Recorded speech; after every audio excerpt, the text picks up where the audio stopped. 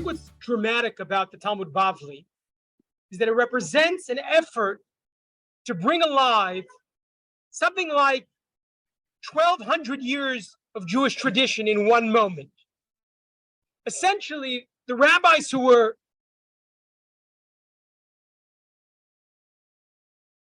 how do we make that which we know to be so central to our tradition alive for people in our generation? That happened maybe once or twice in Jewish history, but it's happening again now in this third era of Jewish history, at the moment when the state of Israel not only was founded, but is doing incredibly well in many, many respects, perhaps not in all, but we're a project in formation here. But the laboratory of the state of Israel is a place where Jewish tradition is coming alive. And therefore, it gives us the great opportunity to take something that happened 1,520 years ago or so, the formulation of the Bavli, and bring it alive. And it's becoming alive in more than one sense, but in the particular sense of the development of halakha and its establishing anchors for this next new moment in Jewish history. One of the great opportunities that I have doing my work is not only trying to change things systemically in Israel, but also not only on a global front, but on an individual front, to help individuals help shape their own Jewish lives in a way that actually sets precedents for the future of what Judaism is going to be. Not just for Jews in the state of Israel, but for us here in Atlantic Beach, or in New York, or in America, or around the world. Judaism is being transformed, and it's being transformed.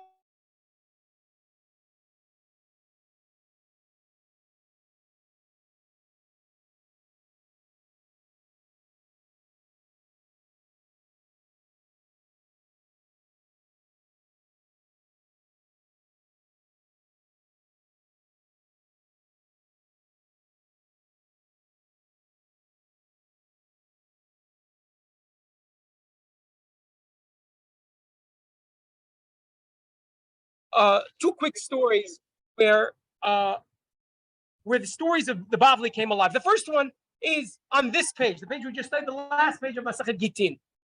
And it's a story that begins in Los Angeles with a couple that calls us and says, hey, we want to get married in Israel. And we ask them to send us all the papers. And they send us everything, and it all has all the certifications that they need. And they arrive in Israel. He's American and she's Israeli.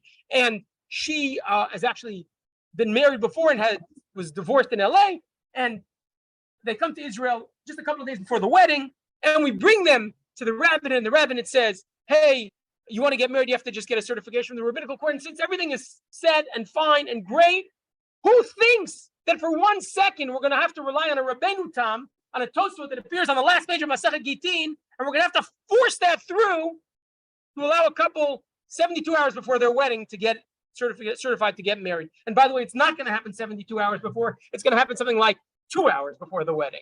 Okay? And what's the story? The story is we've checked everything out. We've gotten all the approvals, etc. at team. When they come to the particular rabbinical court judge, he doesn't exactly love the rabbinical court in LA that did the get for the woman. Okay? He starts questioning that rabbinical court. And even though the chief rabbis have already approved that get, he says, I don't love it so much. So what are they going to do? They're supposed to get married. It's Thursday afternoon, and they're supposed to get Thursday morning, and they're supposed to get married on Sunday. And what are they going to do? And I was representing them in the rabbinical court, and we start saying, but we have all these certifications. He says, no, not going to be good enough. So I said, what do you want? So he says, I want another get from the first husband. Okay. I call them out of court. We step outside. I say, do you have a relationship with your first husband? She says, yes. I said, do you think he'd be willing to give another get? Then?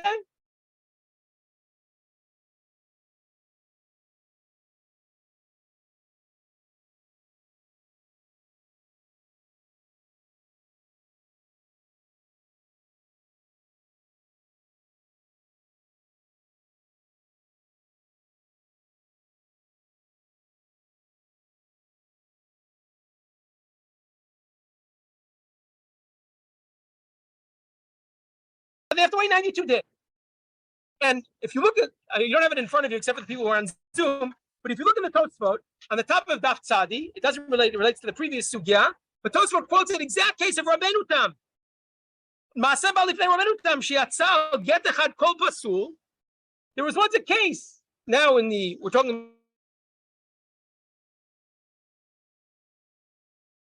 second get. It's explicit. More than 1,000, almost 1,000 years ago on the page. Because of the question that brought for the of the first get. Rabbeinu Tam said we can rely on the first get. Now the question, the challenge becomes, and my challenge becomes, how do we take this text, which is not universally agreed upon? Because most people said, hey, the first get wasn't good. So this is the second get, and you have to start again. I can give you a litany of sources. And we went to the rabbinical court on Sunday morning with the get in hand, and this couple right in front of us, and the clock ticking. I remember, because she didn't even come. She was already getting dressed for the wedding. Okay? He comes, and he said, right, he wasn't even the client. She was like, right? And we argue this Rabbeinu Tam. We say, but it's an explicit Rabbeinu Tam.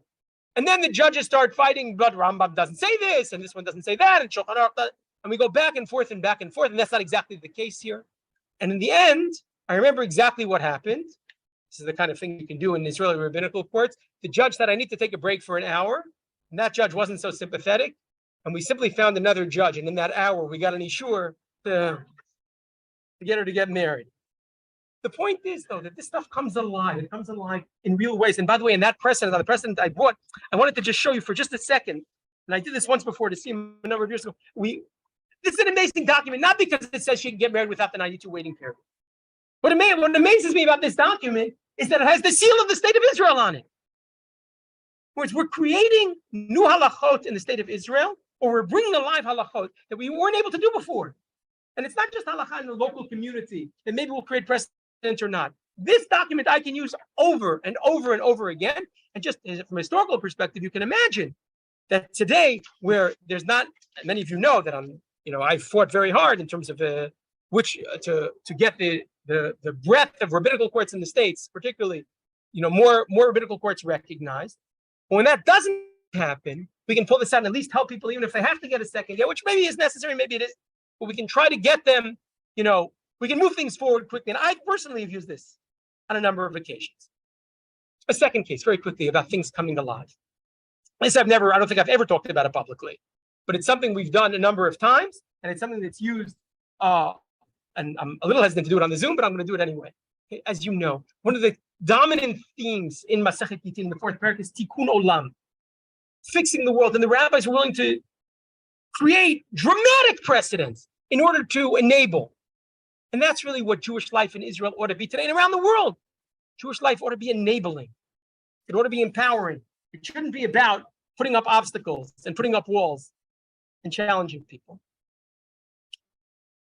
The Aguna story is one of the most painful stories. And most of the stories of Aguna, as you know, are people or women generally, who are caught with the recalcitrant husbands, people who are just, vicious. And one of the cases that came up, that comes up already in the fourth parak, is the case that we've used a number of times. It's come up a number of times in Aguna cases that I've represented, which is the discussion at the beginning of the fourth parak about batel mevutal. The husband has the capacity to give again, and while it's on its way to the woman, to cancel it. I don't know if you remember those cases, and we actually paskin, halachically, we paskin, the husband can do that. And therefore, in many, many cases of Aguna, what I'm involved in, the most famous one that I was involved in is a woman who was in England, and we hired, right, the husband ran away to England, and he took another wife, and it was very, very painful. And finally, we actually ended up sending him to jail for 8 months in England. But at one point, there was in the middle of the trial, the judge said, why are you here? Why are you all here? And we actually told the judge, we were very honest. And we said, we're here to get him to give the get. And she called him in. There was a small window. We thought he was going to give the get. And because he's from the Turei Karta, right? He's a Sam Chassid. We actually were afraid that in between the time he gave the get and the time where the get was received by the woman, which would have been a few minutes, he was going to cancel the get. He knew that trick. And therefore, we actually brought the Beit Din it was the first time ever, the Beit Din came to the secular courts in London, and they stood outside so we could do the delivery. In the end, he refused to give it. He laughed at the judge. It was horrifying. It was a horrifying moment for me as well. But the question of batel mevutal is an enormous challenge where the husband has the capacity to cancel and get on the way. But the rabbis actually came up with the principle that was very, very fascinating. They applied something called the Rabbinical Kiddushin Mineh. The rabbis, in certain circumstances of batel, if the husband came along and tried to cancel again, the rabbi said, we're going to uproot the Kiddushin from the beginning. We're going to say it's not, they actually were never married. I don't know if you remember the details, but I want to just play it out for you for one moment.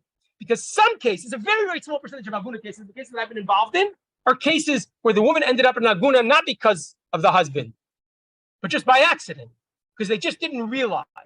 And we had a case that a woman came to us, and actually her child came to us, and the child came to get married in Israel, and then she was told you can't get married.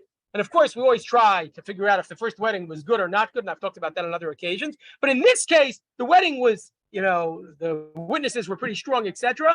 But what happened? The woman was married in Israel, and then the marriage didn't work out, and she just left. She just left. No get, nothing. They just didn't care. It wasn't in their mind. And then she went and had a child with someone else in a different country, and then that child ended up making aliyah and then walking into the rabbinate to get married and being told, as far as we're concerned, right, exactly where mamzer, you're mamzer, and you're an illegitimate child. What made this case remarkable is that the ex-husband was willing to cooperate. He was willing to help. And here's the precedent that will really knock your socks off. Okay? We tried to show that the original marriage was, there were invalid witnesses, etc.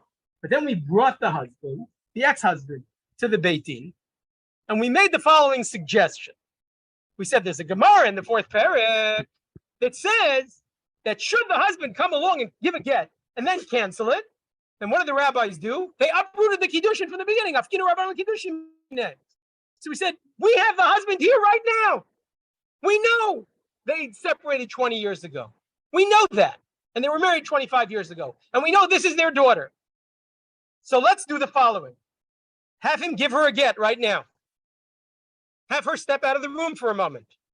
Have him cancel the get that he just gave. And then halachic mechanism is that the Kiddushin is no longer valid. But we've simply uprooted the Kiddushin. The 4th parak kicks in. A takana that Rabbi Yehuda, I think it was Rabbi Yehuda made, or I don't remember what it was Rabbanan made for it. Rabbi or Rabbi Shimon Gamliel, okay, I turn to the expert here, right? Right. We use that takana to enable a woman to get married by uprooting her Kiddushin, not because we found problems with the witnesses, but because we used takana they made many years ago to make sure that this wouldn't happen, to actually make it happen. Now, you might say these are like, legal loopholes. But I see this as part of a process. It's part of a process where we recognize, and this is a lot of what I spend my time thinking about, where we recognize the Jewish law, it's not that it's a dead letter. Quite the opposite. What we have to do is try to find the new interpretations of the old tradition to be able to make Judaism something living and breathing, something dynamic, not something static. Something that's enabling and empowering, and not something that creates obstacles in front of people. It's well known that sometimes these kind of issues get me in trouble. Many of you know that about me. I'm not scared about getting in trouble. In fact, a lot of the time, I think to myself, if you're not willing to get in trouble, are you really doing a disservice to what the halacha, to what our tradition says? I think one of the dynamic parts of Masechet Gittin, if I had to sum up, the rabbis showed tremendous amount of prowess. They showed tremendous guts, at least for their time, to try to make Judaism something living, something that was relevant, something that was enabling. I'd like to believe that's one of the things that we're doing. And I think one of the dramatic things about what Michelle is doing is bringing the Bavli alive for so many people, particularly women who have had it closed off to them for so long.